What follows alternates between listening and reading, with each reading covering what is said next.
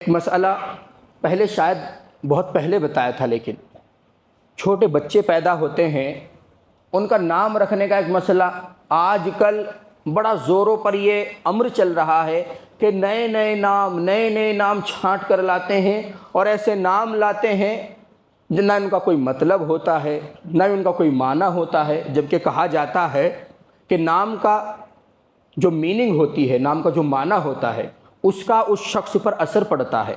اب جب کسی کا نام ابراہیم نہیں رہا، اسماعیل نہیں رہا، موسیٰ نہیں رہا، تو پھر ایسے ہی لوگ پیدا ہوں گے جیسے ہم دیکھ رہے ہیں، عجیب و غریب نام چھانٹ کے لائیں گے۔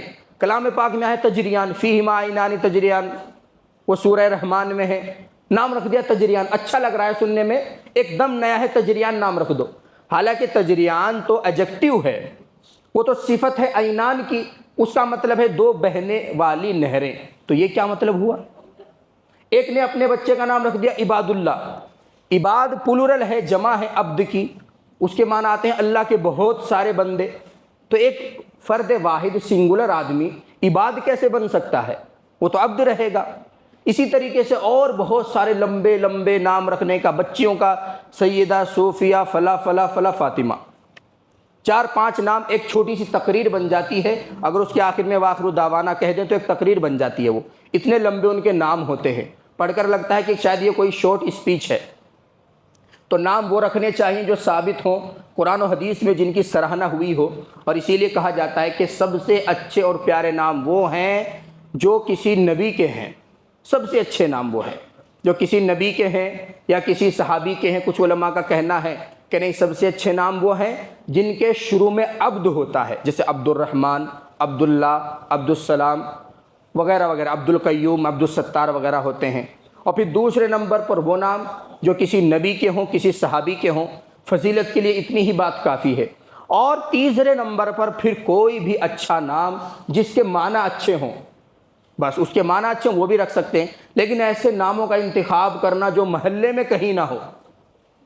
اب کسی کو نام بتائیں کہ کوئی نام بتائیے، حضرت یونس رکھ لیجئے، کہ نبی علیہ السلام کا نام تھا، کہ نہیں یہ تو بہت پرانا ہو گیا۔ قرآن سے کوئی اور بتائیے، تو قرآن میں فرعون ہے وہ رکھ لو، قرآن میں فرعون ہے، قرآن میں شیطان ہے، سننے میں بھی اچھا لگتا ہے، ابلیس ہے وہ رکھ لو، اور کلام پاک میں ہارون کا بھی نام آیا ہے، قارون کا بھی نام آیا ہے وہ رکھ لو۔ تو عجیب و غریب طرح کے نام کا ٹرینڈ چل رہا ہے۔ تو آپ اللہ تبارک و تعالیٰ آپ سب کے یہاں اولاد عطا فرمائے، کسی کو دادا بنائے، کسی کو والد بنائے، جب بھی نام رکھیں ایسا نام رکھیں کہ وہ اللہ تبارک و تعالیٰ کی عبدیت پر دلالت کرتا ہو، یا پھر کسی نبی یا صحابی کے نام پر وہ نام ہو، تب تو اس کے معنی تلاش کرنے کی ضرورت ہی نہیں ہے اگر وہ کسی نبی یا صحابی کا نام ہے۔ یا پھر ایسا نام رکھو جو اس کا کچھ مطلب ہو، کم سے کم۔ بغیر میننگ کے نام رکھتے ہیں، پھر عجیب و غریب طرح سے ڈکشنری میں ہمیں تلاش کرنا پڑتا ہے کہ ان کے کیا معنی ہے، اور پھر 3-4 دن کے بعد کہنا پڑتا ہے کہ تلاش بسیار کے باوجود اس کا معنی ہمیں نہیں مل سکا۔ تو اللہ تبارک و تعالیٰ صحیح سمجھ عطا فرمائے۔ وآخر دعوانا الحمد للہ رب العالمین۔